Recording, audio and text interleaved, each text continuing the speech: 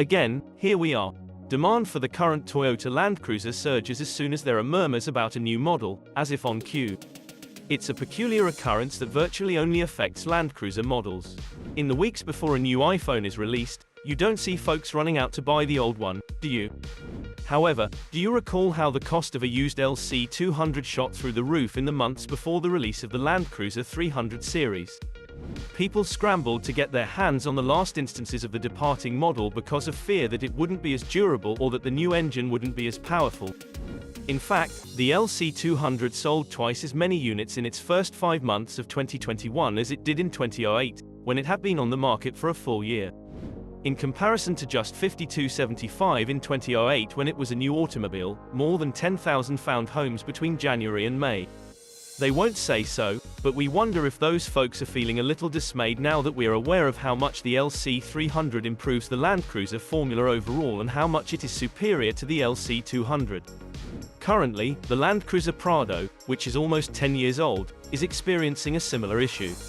Even though there are many rumors about a new model, the waiting list for this one is still getting longer. But, just the same, the big question, again, is will the new version be as good as the old one? Well, that we will find out. According to the most recent Toyota Prado Saga insights, the replacement model won't be available until April 2024. And while waiting, let's check out our next-gen Prado. Despite the tightening of global emission standards with each passing year and the increasing pressure from governments on manufacturers to introduce EVs, some off-roaders have managed to survive. At least 2 of Toyota's off-road capable SUVs, the Toyota Prado and Toyota LandCruiser, fall under this category. The manufacturer intends to rebuild the smaller of the legendary 44 SUVs for a new generation, according to a report. In September 2009, the 4th generation Toyota LandCruiser Prado was released, and since then, it has undergone 2 significant facelifts. The Prado hybrid model made debut much after the standard gasoline cars, as was intended with the new LandCruiser. The Toyota Prado would continue to be a devoted body-on-frame SUV, as is its tradition. But it would switch to the TNGA modular platform, which serves as the foundation for the majority of the recently released Toyota models. For large SUVs and pickup trucks, Toyota has developed a new model named TNGAF.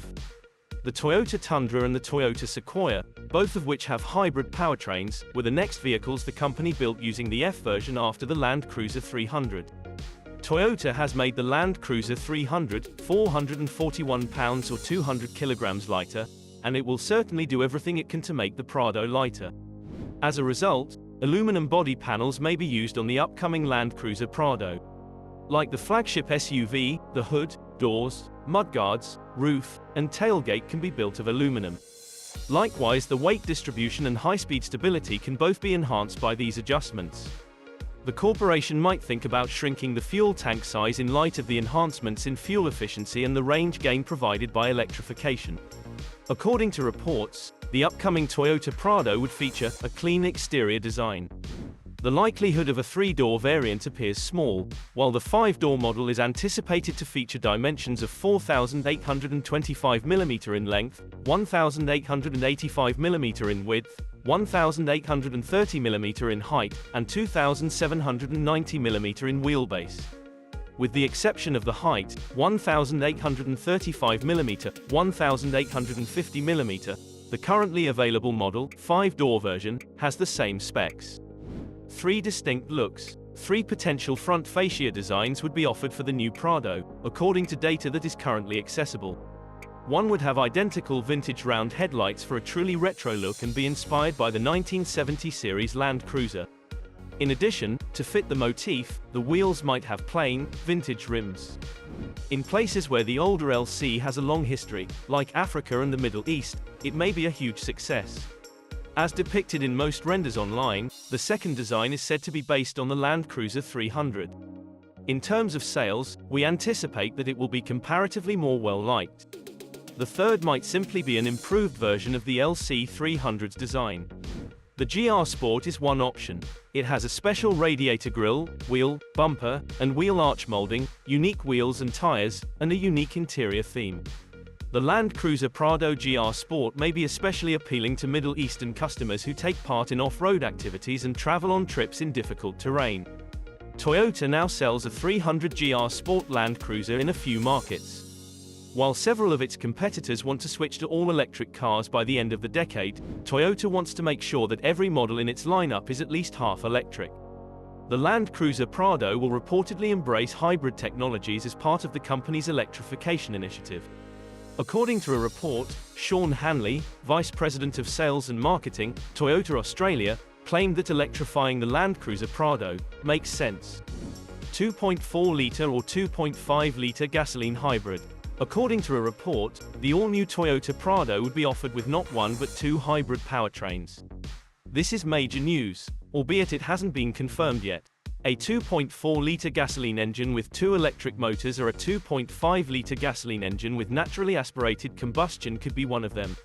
According to a report from Japan's Response.jp, Toyota may utilize a 400 PS, 394 horsepower, hybrid powertrain in the Prado hybrid that consists of a newly designed 250 PS, 246 horsepower, 2.4-litre gasoline engine and a 150 PS, 148 horsepower, electric motor.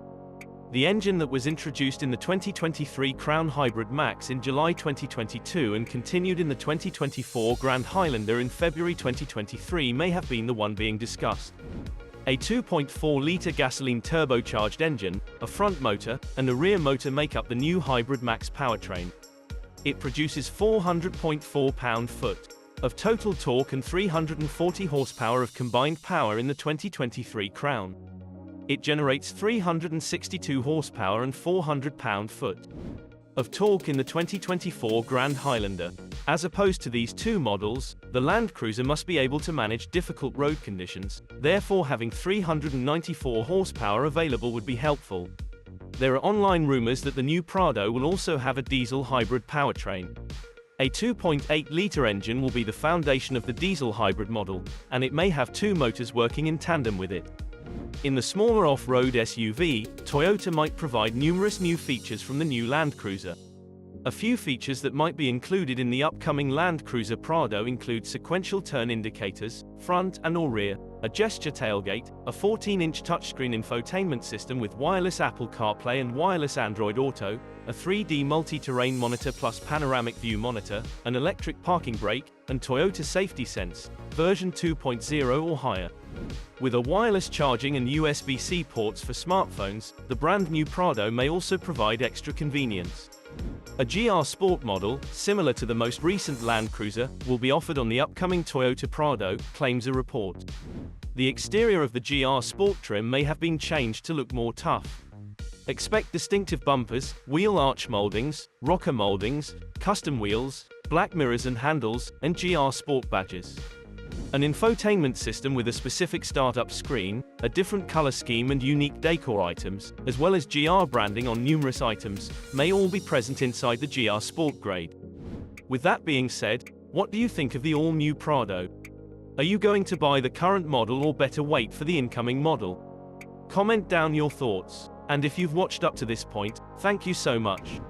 For more videos about EVs, Toyota, Tesla, Ford, and the most recent auto news, please consider subscribing to Tech Addicts.